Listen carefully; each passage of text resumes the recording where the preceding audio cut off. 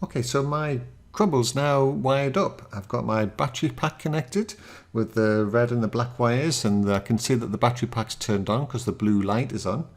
I've got the Crumble connected to the computer via the micro USB lead. That's the long red lead leaving the screen there. And then I've got a blue, yellow and red leads connecting to my first Sparkle 0.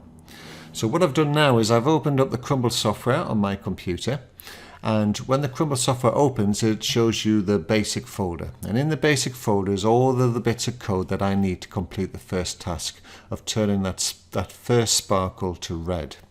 So the first thing I'm going to do is I'm going to tell the computer where my program starts. So I'm going to drag out the orange program start block of code and drop that onto my workspace.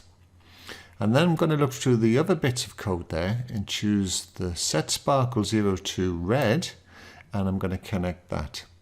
Now when I drag that close to the program start, you can see a little black arrow appear. And then when I see that black arrow, I can just release the mouse button, and then those two pieces will snap together like a jigsaw. And that's all I need to do for this first program. Program starts, and then the first instruction is set Sparkle 0 to red.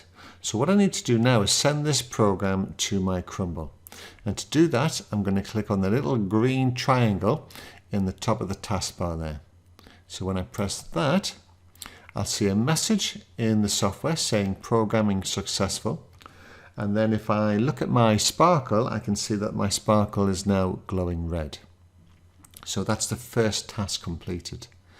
Your next task then is to see if you can change the color of that Sparkle. So change it from red maybe to blue, maybe to yellow, maybe to green, and see what other colors that you can create.